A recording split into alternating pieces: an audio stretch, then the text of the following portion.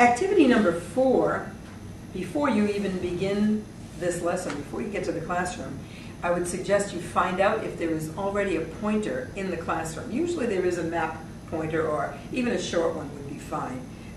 If not, you may consider bringing a pointer with you for this lesson, although to be honest, I've certainly been able to do it without a pointer, and that works. The most important thing about this lesson, in my opinion, is that you're going to lay this map down on the floor before you start the lesson with the children. And then you are going to clearly state to them, you're going to stand on one side of the map and tell them they can only be on 3 sides. And they cannot touch the map. Because immediately, they will kind of be scrambling to get in position. They may end up walking on top of the map or whatever. And you don't want them to do that necessarily. You want them to be somewhat organized so that everyone can see. If the class is a large group, you may need to tell some of the children in front to kneel down so that the taller ones can see over them. But everybody needs to have a good, clear idea of what this map looks like. And we're going to be talking about several things on the map. One is, what is the E and the N and the W all about? And the other is the key.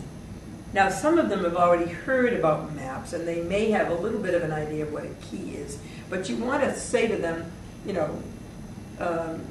what is this symbol on the map? You can point to one of the symbols that's already there. And how did you know what that means? If that H symbol they know means hospital, how did you know that? Some of them will tell you, they can see it down here, and I'll say, what's that? And that's the key. So they need to begin to identify that there's something at the bottom of the map that tells them what these symbols mean. Because then we're going to be adding additional symbols to the map.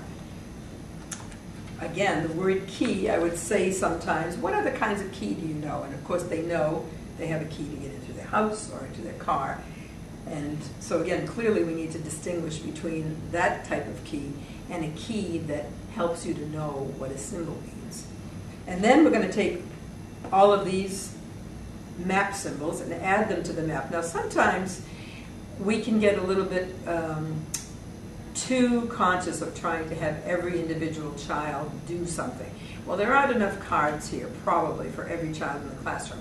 So you may want to think about, the first child who can tell you what this is, raise their hand, and then they get to put this symbol on the map. It may be that not every child gets a chance to do that, but that's okay.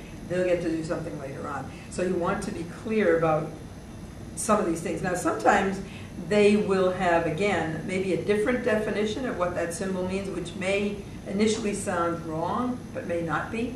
They might say mailbox, which is okay, but then you want to ask them, where would you mail a package? What's the building that this might stand for? So you want to get a little further into, the answer that we're looking for. And very often they'll have the answer bank for this symbol, but there are many different ways now that we can access our bank accounts without going to the bank building. So again, you might want to kind of help them to get to the answers like ATM. Sometimes it's in a grocery store, sometimes it's at a gas station. So those are the kinds of things we're going to be looking for. And then when it gets to this map, again, it's a small version of the floor map, but once again, here are stickers that they absolutely love. And once again, I would be very clear about saying to them, do not take anything off this sheet until you know the directions. Listen carefully. Please put your name on the top line and then wait for directions. Listen carefully. Listen carefully. Okay. Some of the children will invariably put one sticker in every square, in every white square, because they think that's what they should do. So you want to try to help them, when you're doing the floor map, to recognize that there's not necessarily only one building in each block. The gray lines help them recognize that those are roads or streets. You don't put buildings on the street. But they might put a fire truck or a police truck on the street. And that's not a police car, I'm sorry. That's not a wrong answer. That's a good idea. It's not a building, it's a moving vehicle, so they were right about that. But you want to help them to recognize that more than one building can go in one block. So that's something that again, you want to force them to listen carefully.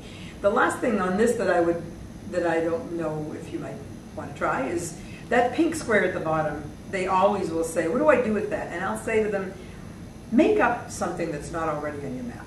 Make up a business or a building or a service, something that you'd like to see in your town, and then write what it is on there and put it where you think it should go. So that pink square is an opportunity for them to be creative.